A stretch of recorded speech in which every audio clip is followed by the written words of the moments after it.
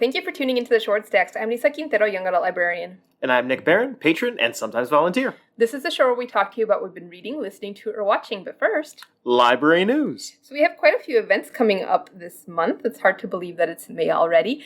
But yeah, we have a few author visits happening, our normal events like book club and art cart and things like that, but I will go ahead and go through the list here. So the first author visit that we have coming up is on Monday, May 10th, and I believe her name, I'm not exactly sure how it's pronounced, I think it's Jana Slor, and that one is a book that takes place in River West during the recession, so if you are interested in a local author's work, check that out. The link for the Zoom talk is on our calendar, shorewoodlibrary.org.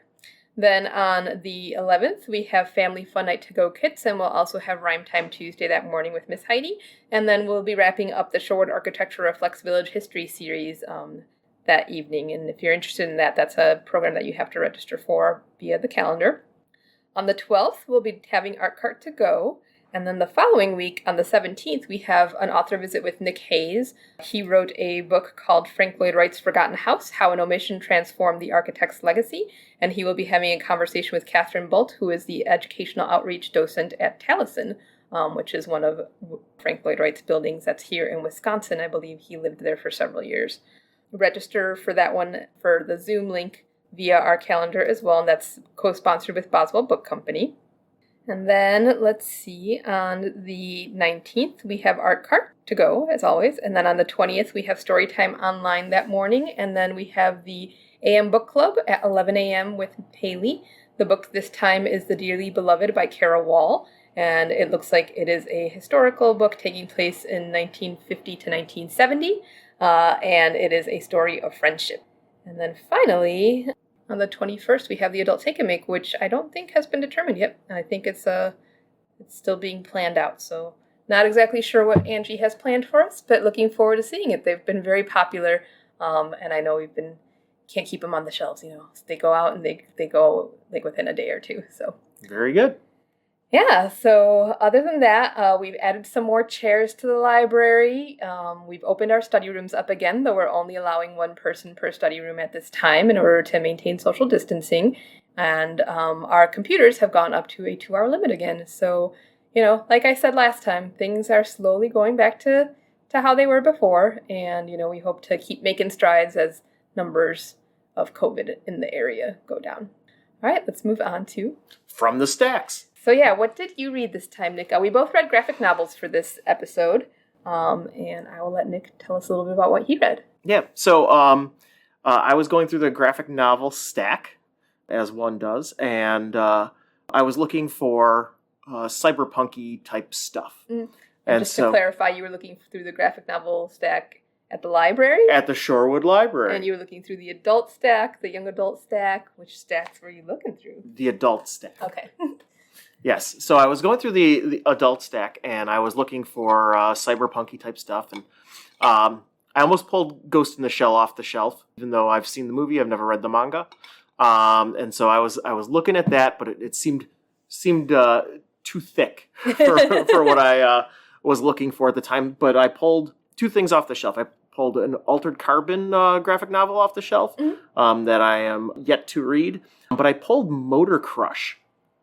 And Motor Crush, to give context, there's a gaming group that Lisa and I play in, and in that gaming group, it's a cyberpunk game called Neon Black. And my character rides a motorcycle. And this jumped out at me off the shelf because it had a cyberpunk-y type vibe, and it had a picture of a lady with a spiked cricket bat, or 2x4, it's hard to tell sometimes, and riding a motorcycle. And I was like, this is going to give me inspiration. Mm-hmm. And so it's by Brendan Fletcher, Cameron Stewart, and Babs Tarr, or created by the three of them. And it is the story of a young woman of color who rides a motorcycle in competitive races. Mm-hmm. But in order to give it that futuristic cyberpunk-y type vibe, there's definitely like rival motorcycle gangs that have colorful costumes, like the movie The Warriors from the 70s, okay, or gangs you would expect to see in Escape from New York. Uh-huh. But at the same time, it has the same, if you've ever watched Veronica Mars, it has this, slightly noir daughter of a single dad. The dad has a very, he's a patriarch, but he's the mom. Mm-hmm. And so he fills both roles. He fills both roles, and he's very like protective, but in a very mothering sort of way. Mm-hmm. And so when the book starts out, it starts off in a very like, hey, this is a lady that races, and she also participates in illegal competitive racing at night, but by day is in legal competitive motorcycle racing. And then you start to see layers build. Uh-huh. Yeah, I've read like the first issue of this. I haven't read the whole thing, and I feel like I recall don't she and her dad run like a motorcycle repair shop? They do. Okay. And I feel like I also recall some sort of weird like drug being involved, but I don't remember if it was given to the motorcycle or given to the human riding the motorcycle. That's one of the things that they don't make clear at first, because it is an illegal accelerant that people also sometimes take. Okay. So it is a drug for the motorcycle, but it is also a drug for humans as well. Okay. Which harkens back to, there was an 80s movie that I remember that had competitive car street racing, and there was like a bunch of like typical like 80s punk rocker types that were when they were portrayed in the 80s, they were like total nihilists. And of course, one of the punk rockers drank antifreeze. Okay. Don't do that. Yeah, no. Don't ever do that. But yeah, so it definitely pulls a lot of elements from a lot of stuff that I've read and watched in the past. Okay. And pulls it into one. Okay.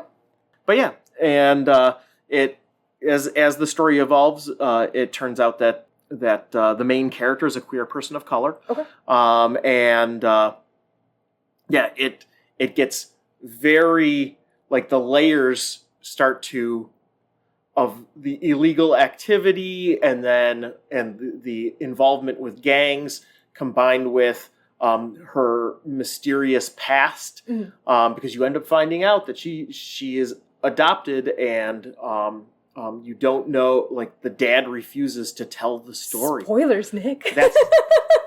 That's as spoilery as I'm going to get, because it does reveal more in these first 5 issues. But yeah, I enjoyed it quite a bit. Yeah, I'm gonna have to revisit it. Like I said, I only read the first issue when it first came in, and at the time I had like a stack of books, and I didn't really get that into it. But yeah, it sounds interesting. Yeah. I generally tend to like media with tough female characters, and yeah, she's very tough, and but at the same time, you get the unlike superhero stories where they're super powered on the outside but soft on the inside.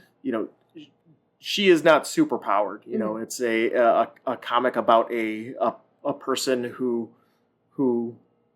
yeah, they're just a normal tough lady. Yeah. So tough on the outside but soft on the inside. Yes. Yes. Cool. Do you think you'll read more of it, or? Oh yeah, no, I read this compiled the first 5 issues, and I'm like, yeah, no, I would like to continue the story. I want to know what happens you want to know next. What happens. All right. So yeah, it's the first volume of the trade paperback, and yeah, we have it at Shorewood. It's called Motor Crush, and it is in the adult graphic novel section. Oh, and one thing that I didn't say is that it's a very colorful art style, and it has because it's in a cyberpunk type future.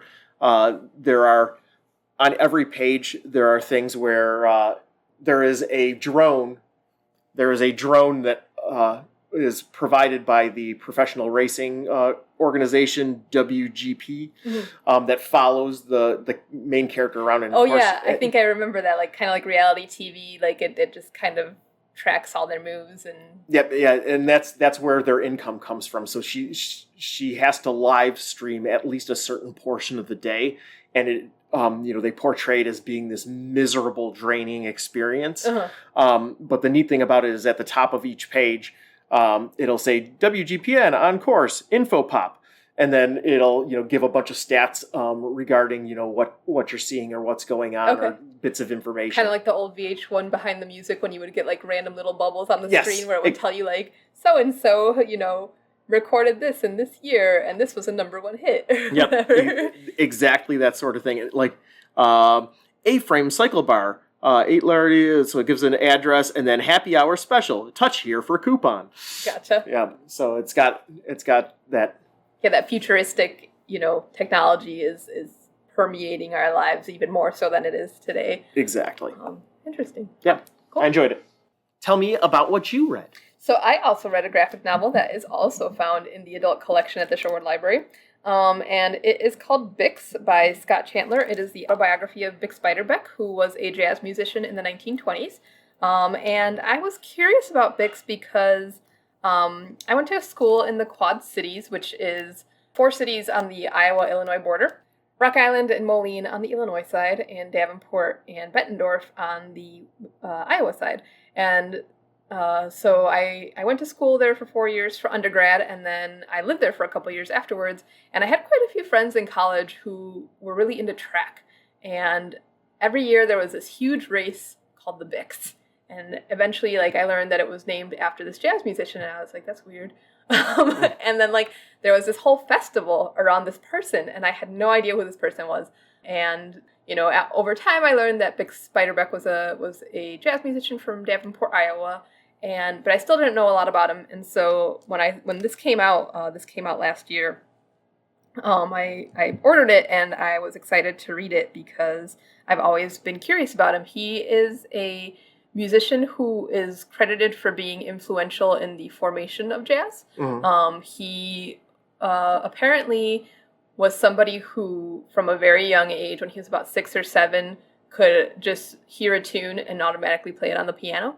And so he originally learned how to play music on the piano, but eventually he became known for playing the cornet. And he ended up playing with the Paul Whitehead Orchestra, and he ended up playing with several other large groups, and then he also recorded some stuff on his own. He played music with people like Louis Armstrong, a lot of the jazz greats, and he had potential, but he had a very big drinking problem. And I was actually listening to an interview this morning with Louis Armstrong about Bix, and he said, one of the things that he found was that he said that Bix was somebody who couldn't say no to people. And so he's like, he said that the reason that he survived on the road was because, he knew when to say no, and he knew when to say goodnight.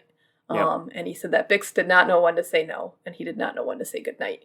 And so, so Bix ended up doing a lot of drinking, and ultimately he died when he was 28 years old. And, he had a lot of potential, and so, yeah, it was interesting reading his story. His parents weren't very supportive of his jazz career. It was the 1920s. This was music for, at the time considered music for Black people, and they didn't consider it proper music. And so after he left his parents' house, he never really went back very often. He did end up going back for a little bit because he went into rehab for a little while, but ultimately ended up going back on the road after being in rehab. And yeah, from what this person gathered, because Scott Chantler read several biographies of Bix before putting together his graphic novel, his biography, and he said, that there's differing views as to what his childhood was like, but overall, he got the impression that his parents didn't really support his career. And I guess some biographers have said that that that's not true, that his parents did support his career and things like that. But you can kind of put 2 and 2 together when somebody's, abusing alcohol and drugs and things like that. Something at some point wasn't going right. Mm. So he was one of 3 children, and his older brother was in the military, and that's how he got exposed to jazz. Mm. And plus, he lived in Davenport, and back in the turn of the century, a lot of boats would go up and down the Mississippi River, and so they would have jazz musicians playing on the boats, and that's how he got exposed to jazz. And a lot of the boats would leave from Davenport, and then you could hear him playing along the river. And so that's how he started playing. He started playing music on some of the boats along the river, and then ended up going to places like Chicago, Minneapolis, and all over the Midwest, and then ended up going beyond that. And he actually, when he died, he was living in New York, and then his mom went and collected his body to bring him back to Davenport because he's buried in Davenport.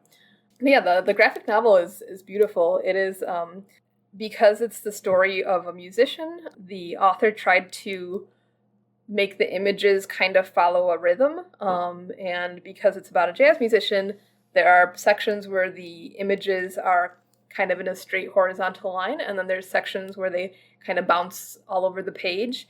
And the first half of the book is all just images. There is no text. And then in the second half, we get more text, kind of, getting an idea of what his life was like once he started playing with the Paul Whiteman Orchestra and with some other bands, and kind of getting an idea of that. But even then, still, there's not a whole lot of words. It's mostly images. Mm. It is done in a grayish blue kind of color. So, it conveys a certain sadness. I joke because I have a penchant for picking what I call very depressing graphic novels because they are all in these gray tones. If you come home with a graphic novel and I see lots of cyan on the cover, I'm like, yep, I know what to expect. But yeah, he failed out of high school, and this was interesting to me because being from the Chicago area, he went to Lake Forest Academy, which is in Lake Forest, which is the northern suburb of Chicago, and at the time, Lake Forest Academy was an all-boys school, and it was a college preparatory, and so he was sent off there because he failed out of high school because he was getting involved with jazz and doing a lot of drinking, and he had been arrested, and so his parents were like, all right, we're sending you away. And while he was at Lake Forest, instead of doing schoolwork, he was constantly being caught sneaking in after having taken the train down to Chicago because Lake Forest is off of one of the major train lines that goes all the way into the city, and he would regularly take skip classes and take the train down into the city at night, watch jazz musicians play, join in on playing with jazz groups on the cornet or on the piano, and then take the train back to Lake Forest and skip his classes in the morning or show up drunk. And so ultimately he ended up getting expelled from Lake Forest Academy. He was never somebody who was really into, having to do things other than music. Like his passion was music. Apparently he also applied to the University of Iowa's music school and was accepted, but, ultimately decided not to go because of all the other general education requirements that he would be required to complete. And he just, from everything that, his biographers have said, he just was not somebody who had any interest in anything other than music. And he would spend his time, tapping out beats and doing that sort of thing. And he couldn't care less about the academic portion of his education. So yeah, it was really interesting. And I actually ended up listening to a few of his recordings, because I was curious as to why he's considered to be so influential. He mixed a lot of classical music with jazz, and he, I guess, was known for a more, because his contemporary was Louis Armstrong, and Louis Armstrong played the trumpet and the cornet, whereas Bix played, the cornet and the piano. But Bix was known for more quiet, contemplative jazz, whereas Louis Armstrong was known for what was called hot jazz, which is, fast-paced, more upbeat. And so, yeah, he composed several songs that he recorded, and then he also recorded several songs with the various groups that he was a part of, and some of them were pieces that he composed himself, and some of them were, well-known pieces that were already in existence. But, yeah. Very interesting. Did they show what neighborhood that he would go to when he was at Lake Forest?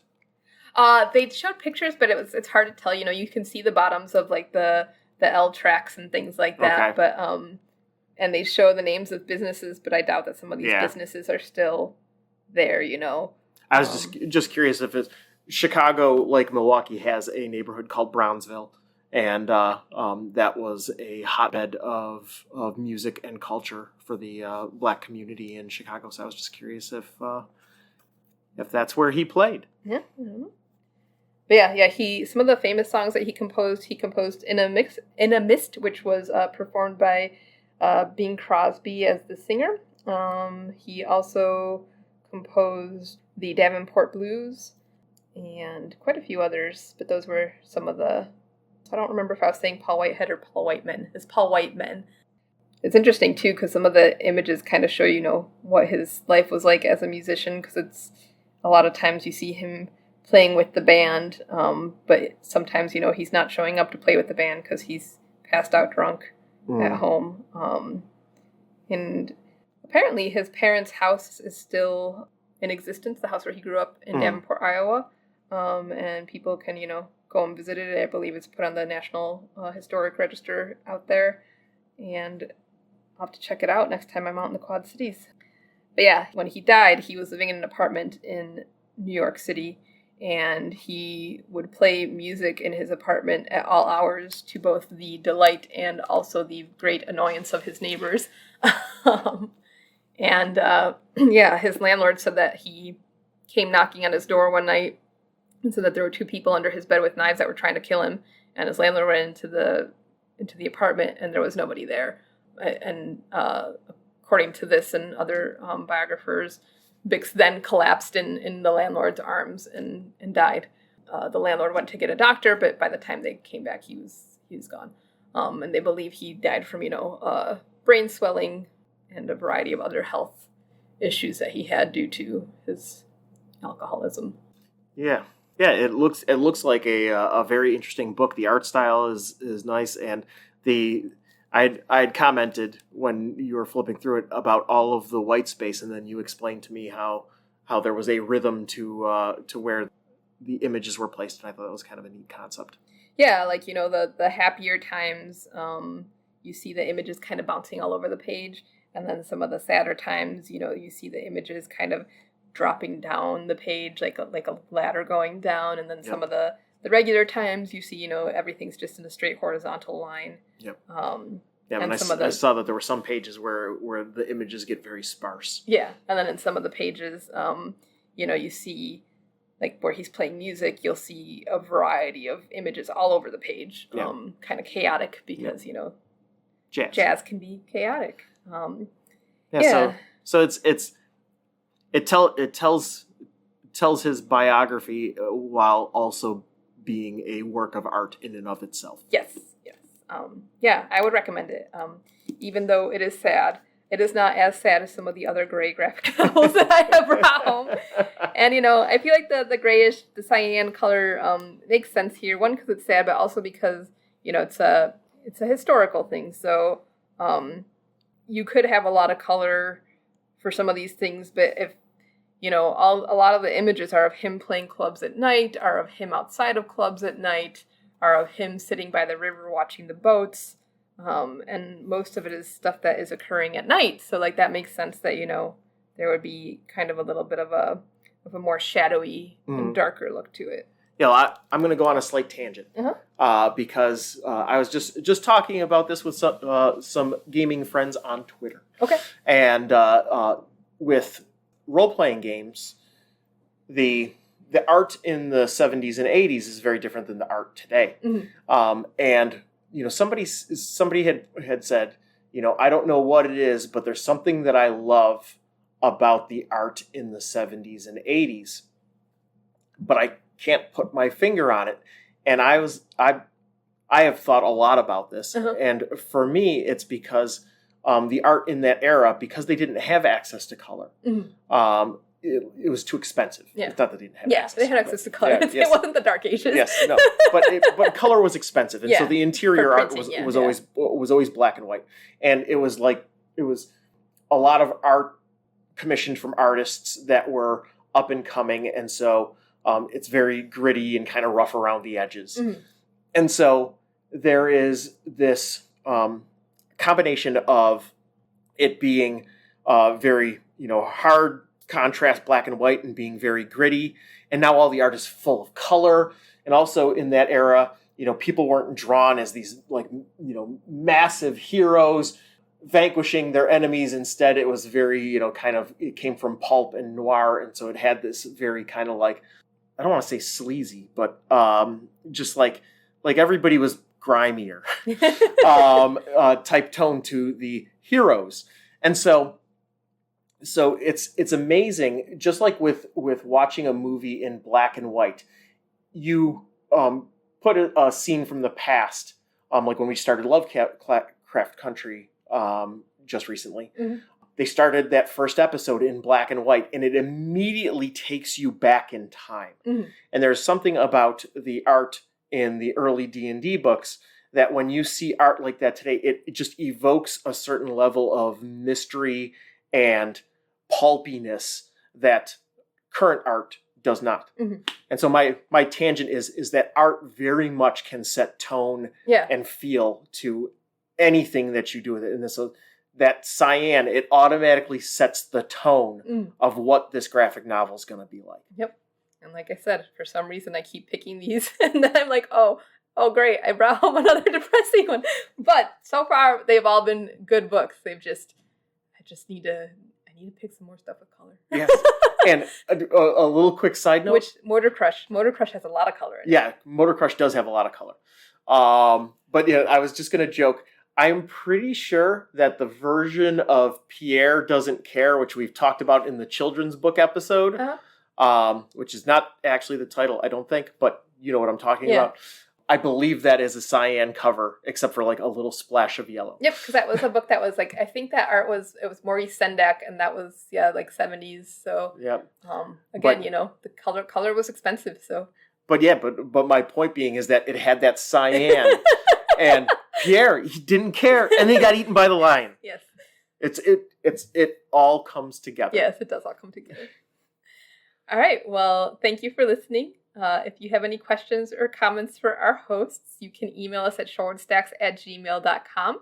You can find us on Podbean, Spotify, or iTunes. And as always, thank you for listening and be well.